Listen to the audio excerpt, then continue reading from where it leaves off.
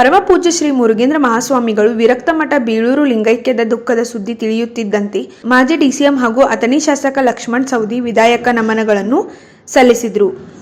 ಆ ಒಂದು ಪರಮ ಪೂಜ್ಯರ ಆಶೀರ್ವಾದದಲ್ಲಿ ಬೆಳೆದು ಇವತ್ತಿನ ಮುರುಘರಾಜೇಂದ್ರ ಶ್ರೀಗಳು ಕೂಡ ಅಧ್ಯಾತ್ಮದ ಮತ್ತು ಬಸವಾದಿ ಶರಣರ ವಿಚಾರಗಳನ್ನು ಭಾಳ ಆಳಕ್ಕೆ ಹೋಗಿ ಅದನ್ನು ಅರ್ಥ ಮಾಡಿಕೊಂಡು, ಬಹುಶಃ ನನಗನ್ಸುತ್ತೆ ಅವರು ಅವತ್ತು ಬಸವ ಪುರಾಣಗಳನ್ನು ಯಾವ ಕಡೆ ಹೇಳ್ತಾ ಇದ್ರು, ಅವತ್ತು 16,000 ಜನ ಕೂಡ್ತಕ್ಕಂಥ ವಾಗ್ಮಿಗಳಿಗೆ ಅವರು ಅಂಥವರನ್ನು ಇವತ್ತು ನಾವು ಕಳ್ಕೊಂಡಿರ್ತಕ್ಕಂಥದ್ದು ಇಡೀ ಭಕ್ತ ಒಂದಕ್ಕೆ ಭಾಳ ಆಘಾತ ಆಗಿದೆ.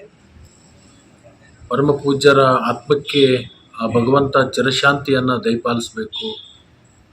ಇಡೀ ಭಕ್ತ ಒಂದ ಏನು ದುಃಖದಲ್ಲಿದೆಯೋ ಅವರೆಲ್ಲರಿಗೂ ಕೂಡ ದುಃಖವನ್ನು ಭರಿಸ್ತಕ್ಕಂಥ ಶಕ್ತಿ ಆ ಭಗವಂತ ದಯಪಾಲಿಸಲಿ ಅಂತ ಹೇಳಿ ಆ ಭಗವಂತನಲ್ಲಿ ನಾನು ಪ್ರಾರ್ಥನೆ ಮಾಡ್ತೀನಿ. ಇವತ್ತು ಅವರ ಪಾರ್ಥಿವ ಶರೀರಕ್ಕೆ ಹೋಗಿ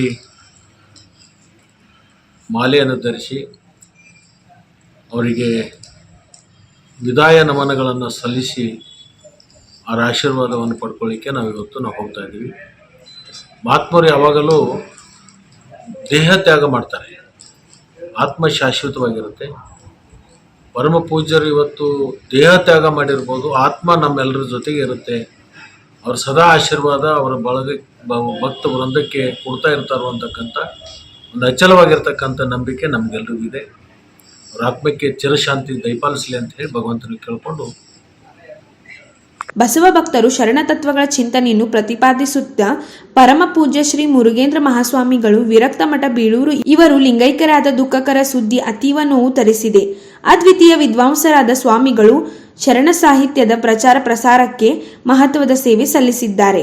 ಮಹಾಸ್ವಾಮಿಗಳ ಅಗಲಿಕೆಯಿಂದ ಶರಣ ಸಂಪ್ರದಾಯಕ್ಕೆ ಅಪಾರ ನಷ್ಟ ಉಂಟಾಗಿದ್ದು, ಪೂಜ್ಯರ ಆತ್ಮಕ್ಕೆ ಚಿರಶಾಂತಿಯನ್ನು ಆ ಭಗವಂತ ನೀಡಲಿ ಎಂದು ಪ್ರಾರ್ಥಿಸುತ್ತಾ ಭಕ್ತರಿಗೆ ದುಃಖ ಭರಿಸುವ ಶಕ್ತಿ ಕೊಡಲೆಂದು ಆ ಪರಮೇಶ್ವರನು ಕರುಣಿಸಲಿ ಎಂದು ಪ್ರಾರ್ಥಿಸುತ್ತಿದ್ದೇವೆ ಎಂದರು.